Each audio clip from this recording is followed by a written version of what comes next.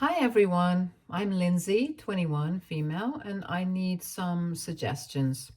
So let's rewind a bit to where it all started. My parents, mom, Marge, 46, female, dad, Sebastian, 48, male, were like the typical 80s couple. He was the laid back guy who loved his music, and she was the go getter who worked hard and wanted everything done yesterday. They met in college, fell in love, and before long, they had me. I was their first kid, and as far back as I can remember, there was always this kind of simmering tension between them. Dad was the kind of guy who had big dreams and aspirations, but was also prone to bouts of anxiety and depression. He was always a bit of a daydreamer, and while that's great in theory, it often left him feeling overwhelmed when things didn't go according to plan. He'd get these intense episodes where everything felt like it was closing in on him and he'd just shut down. It was like watching someone drown in slow motion. And as a kid, I didn't really understand what was happening. Mom, on the other hand, was a whirlwind of energy. She was ambitious, driven, and had this almost unrelenting need for control. She was a natural organizer and wanted everything to be perfect, and that included our family life. Her patience for Dad's struggles was, let's say, pretty limited. Instead of offering support, she'd often make snide comments about how Dad was lazy or unmotivated, which obviously didn't help his mental health at all. I remember one time she said in front of me, if he spent as much time actually doing something as he does worrying about it, we'd probably have a yacht by now. It was awkward because I could see how much Dad was trying to keep it together. He'd put on this brave face, but you could tell he was hurting.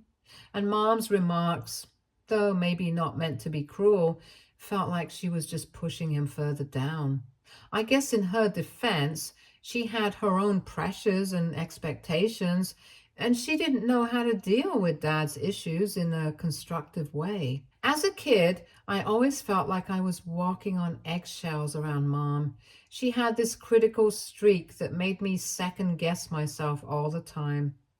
I'd bring home a report card with mostly A's and a single B, and she'd zero in on the B, saying things like, well, you could have done better if you actually tried. It wasn't that she didn't care, she did, but her way of showing it was often through criticism rather than encouragement. I think she thought she was motivating me, but it just ended up making me feel inadequate. So growing up, I got this mixed message from both parents. Dad was this loving guy who could be incredibly supportive, but when he was down, he was really down. And Mom was always there pushing me to do better, but never quite satisfied. It felt like no matter how hard I tried, I could never quite meet her expectations. The tension at home grew over the years and the cracks in their relationship became more visible. Dad's mental health issues were always there, but they seemed to worsen as time went on. Mom's frustration with him only added to his stress, and it seemed like a vicious cycle. She would have these outbursts, and Dad would retreat further into his shell. Their arguments would get pretty intense, and I'd often find myself caught in the middle trying to mediate or just stay out of the way. Eventually, things came to a head.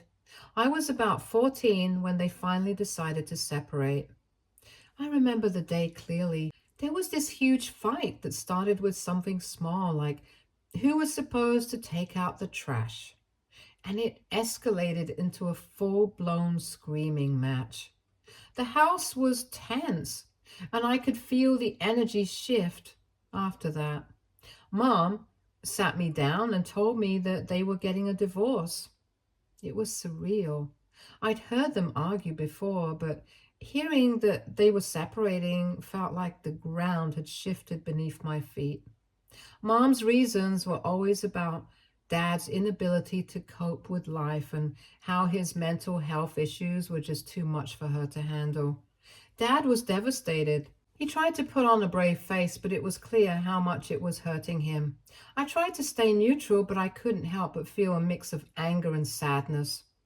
I was angry at Mom for her harshness and at Dad for not being able to fix things, but mostly I felt lost.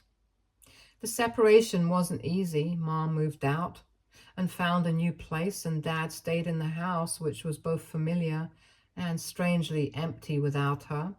We did the whole back and forth thing for a while, which was emotionally draining. I'd spend weekends with Mom and the rest of the time with Dad. It felt like my world was split in two, and neither side felt like home anymore. Then, a few months after their separation, something happened that turned everything upside down. Dad committed suicide. It was a shock, to say the least. I don't know if you can ever really prepare for something like that. One minute you're trying to navigate a new normal, and the next you're hit with the devastating news that someone you love is gone forever. It was a dark time. Dad's passing left a gaping hole in my life, and I was struggling to come to terms with it. I remember feeling a mix of anger and confusion, anger at him for leaving us, and confusion over how to deal with this overwhelming grief. Mom was obviously devastated too, but her way of coping was to try and maintain a semblance of normalcy. She threw herself into work and her social life, trying to keep busy to avoid dealing with the pain. Then, as if things weren't complicated enough, Mom started seeing someone new. It was a few months after Dad's death when she introduced her new boyfriend to me. At first, I was hopeful that this new relationship might bring some stability into her life. Maybe she'd find happiness again and it would help us all move forward. However, she soon broke up with him. A few years ago, she started dating someone new. Mom was excited about this new relationship and wanted everything to be perfect. She started insisting that we all act a certain way in front of her new boyfriend. She wanted us to be this picture-perfect family, as if we'd all magically forget about Dad and his struggles. It was a lot of pressure. She'd constantly remind me to smile, to act happy, to be on my best behavior whenever her boyfriend was around.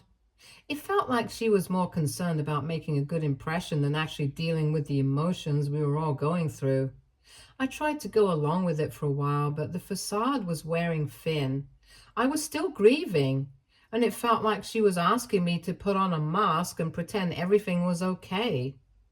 One day, I finally snapped. I told her that I couldn't keep pretending everything was fine and that her expectations were unrealistic given what we'd been through.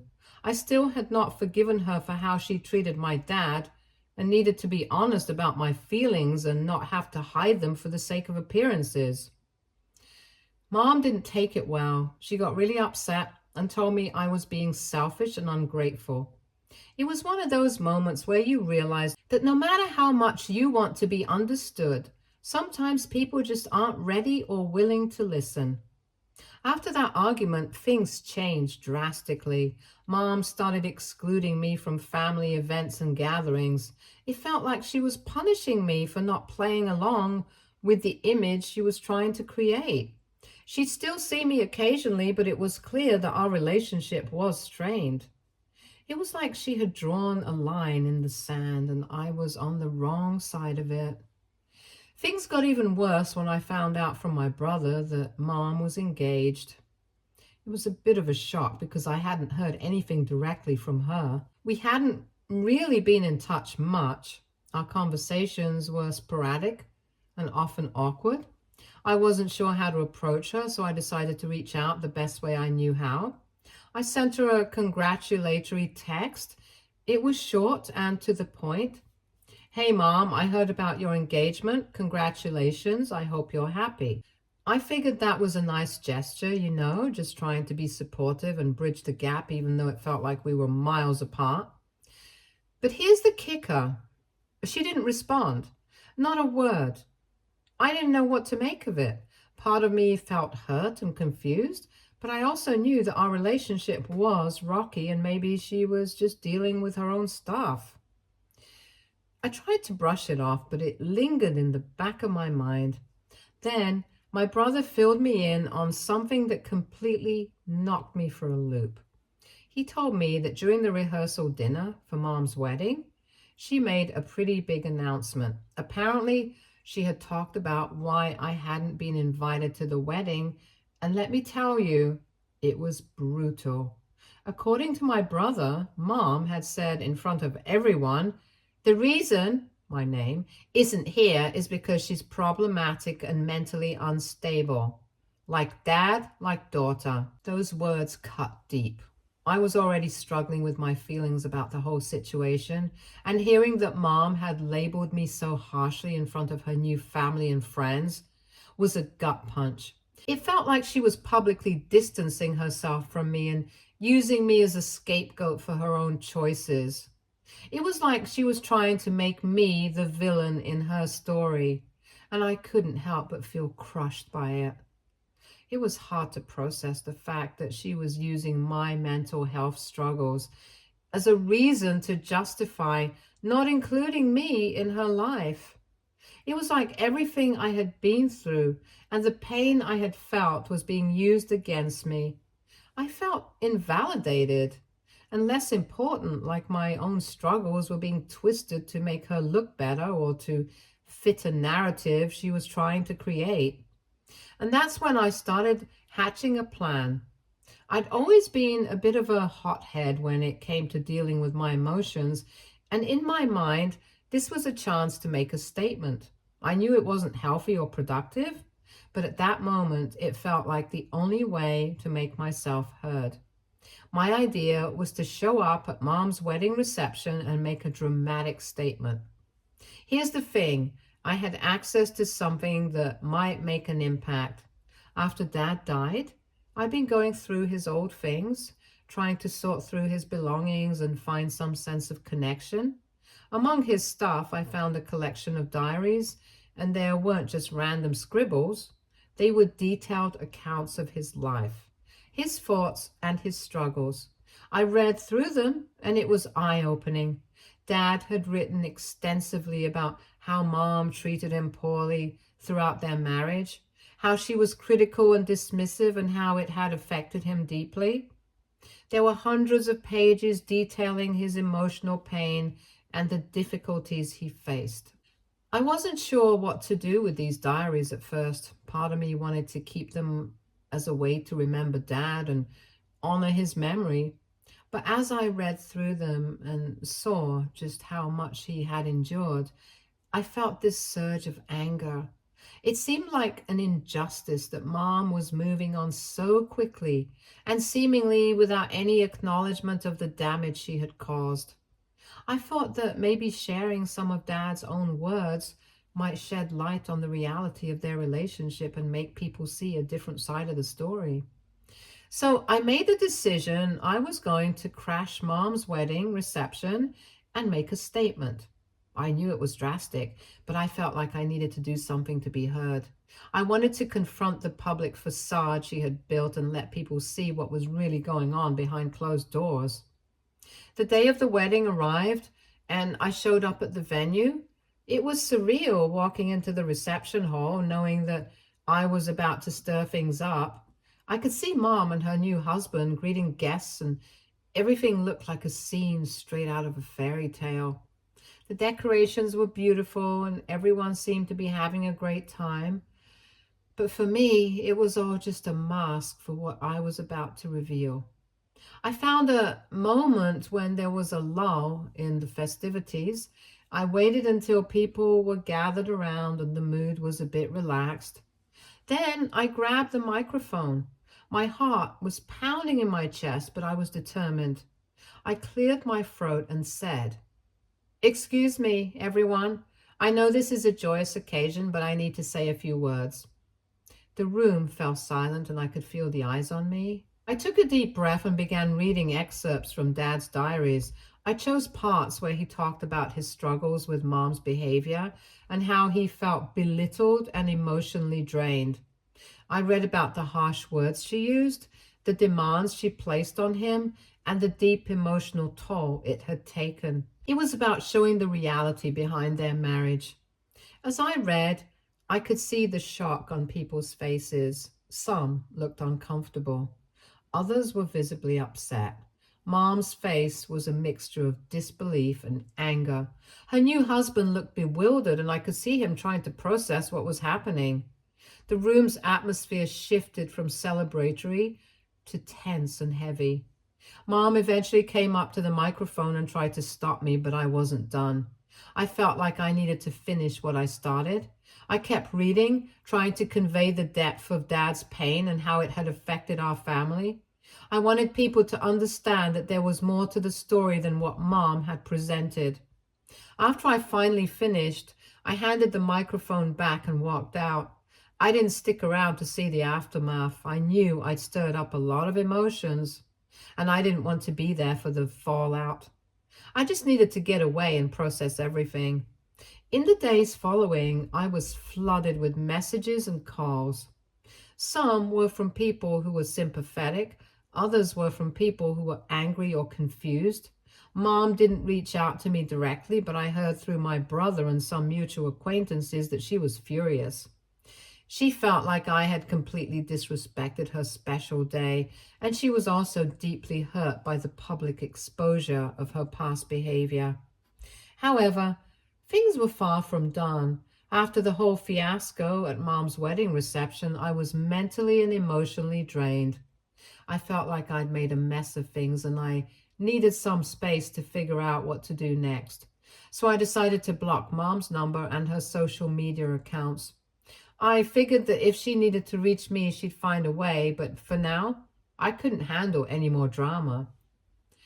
A week went by and I was trying to get back to some semblance of normalcy. I was deep into a new project at work and focusing on self-care. I wasn't expecting any news from Mom. If anything, I was bracing myself for a lot of anger and blame. So it came as a shock when my brother called me one afternoon, sounding a bit frazzled. "Hey, I don't know if you've heard, but Mom's marriage ended," he said, almost as if he couldn't believe what he was telling me. I was stunned. "Wait, what? Mark left Mom? How?" My brother didn't have all the details, but from what he gathered, it was pretty sudden. Apparently, Mark had moved out just a few months into their marriage. My brother didn't know the exact reasons behind the split, but he mentioned hearing some vague things about disagreements and mounting tensions. From what I could piece together, it sounded like things fell apart quickly, which made me wonder if Mom's new relationship was as ideal as she'd made it out to be. "Do you know if Mom's okay?" I asked, genuinely concerned despite everything that had happened. My brother wasn't sure. He said Mom was putting on a brave face and trying to act like everything was fine, but he could tell she was struggling. It was clear that she was in a tough spot, and it made me think about how much pain she might be in right now. Even though I was still hurt by how she treated me, I didn't want to see her suffering. After the call, I sat there for a while trying to process the news. Part of me felt a sense of vindication, like maybe this was some kind of cosmic payback for everything that had happened. But another part of me felt a pang of sympathy. It was clear that Mom was dealing with a lot, and as much as I'd been hurt by her actions, I knew what it was like to struggle with the fallout of failed relationships. I didn't reach out to Mom. It was a complicated mix of emotions. On one hand, I wanted to be there for her, but on the other hand, I didn't want to make things worse by bringing up old conflicts or reopening wounds. Plus, I wasn't sure how she'd react after everything that happened at the wedding. I was still blocked from her social media and didn't have her number unblocked yet. However, I didn't have to wonder for long. Last night, she showed up at my door completely unannounced and in a state of that was far from ideal. I was in the middle of watching a movie when I heard banging on my front door. It was late, and my first thought was that it must be a mistake or a prank.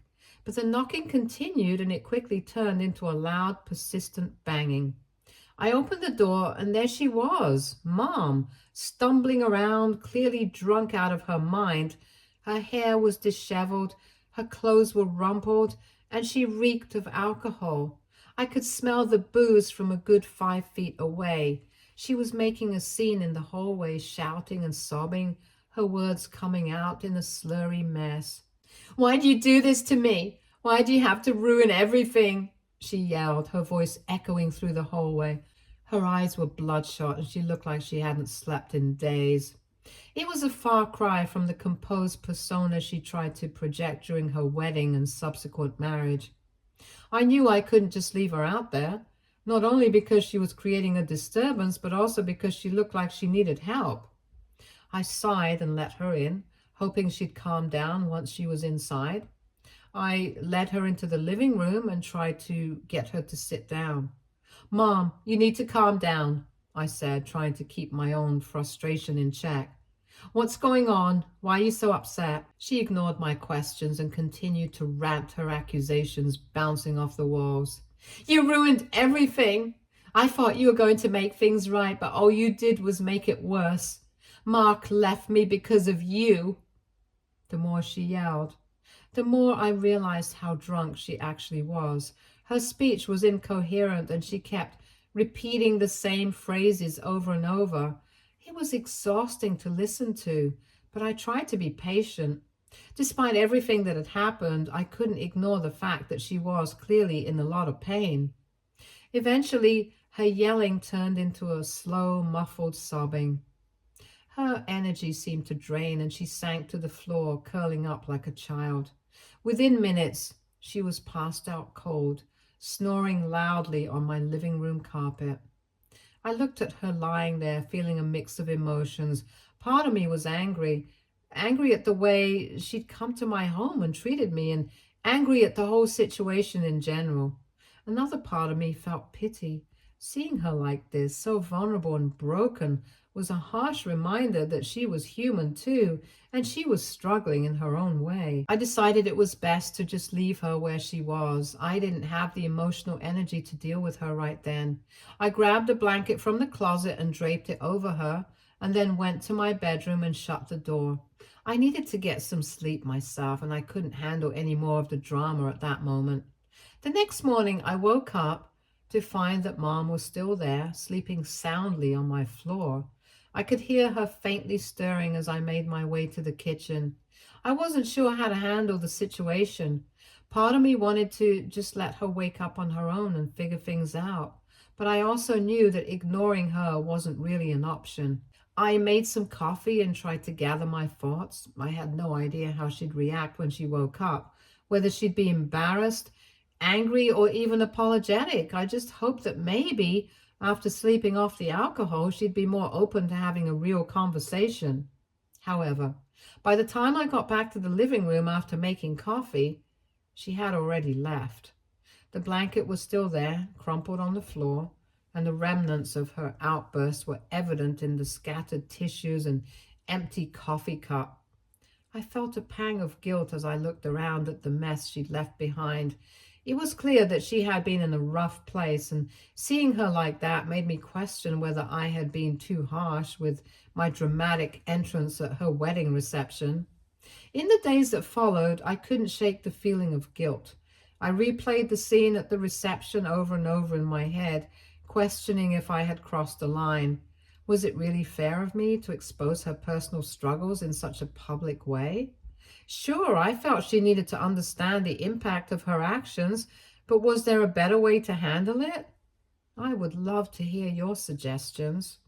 Update 1. Hi guys, some of you asked for what was in my dad's diary.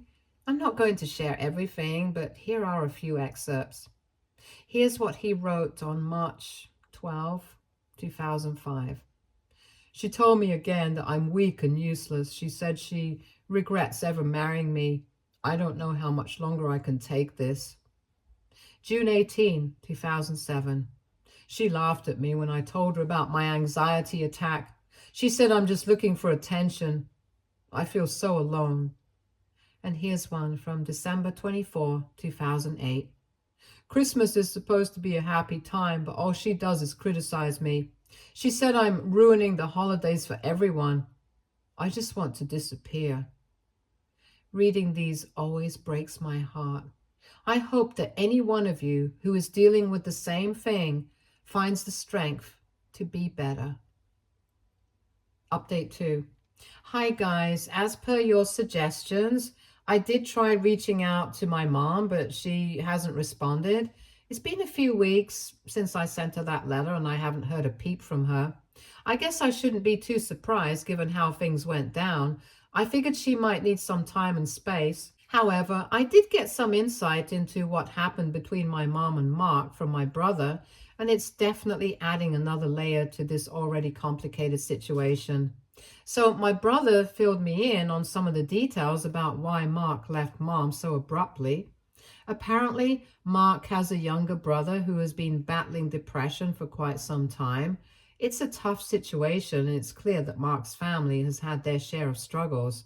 According to my brother, just a couple of days after the wedding, Mark's brother somehow found out that mom had been bad-mouthing him and making fun of his depression.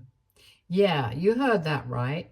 My mom apparently had a pretty cruel side that I hadn't seen before. Mark's brother had been struggling with his own mental health issues, and the fact that mom was making fun of him behind his back was a big deal. It wasn't just idle gossip. She was apparently really harsh and dismissive about his struggles, which is obviously a big red flag for anyone who's sensitive about mental health. When my brother told me this, I felt a mix of shock and understanding. On one hand, it was appalling to hear that my mom could be so callous about something as serious as someone's mental health. On the other hand, it also kind of made sense why Mark would be so quick to end the marriage. If he found out that his new wife was being disrespectful and hurtful towards his own family, it's not exactly something you'd want to ignore. I was trying to make sense of all this when my brother suggested that we should try to find out more about Mark's brother and maybe reach out to him. He mentioned that it might be worth understanding how he was doing and if there was any way to make amends or at least offer an apology on mom's behalf. It felt like a long shot, but I agreed that it might be a good idea to try and mend some of the bridges that had been burned. We managed to track down Mark's brother through some mutual connections, and after some careful consideration, I decided to reach out. I wanted to approach the situation delicately, knowing that he had every right to be angry and hurt. I sent him a message explaining who I was and acknowledging that I was aware of the situation. I apologized for what Mom had said and done, even though I wasn't directly responsible. I also expressed my hope that he was getting the support he needed and that I genuinely wished him well. To my surprise, he responded. He was understandably cautious, but appreciated the gesture. We had a few exchanges where he explained a bit more about how he was coping and how he had felt hurt by Mom's comments.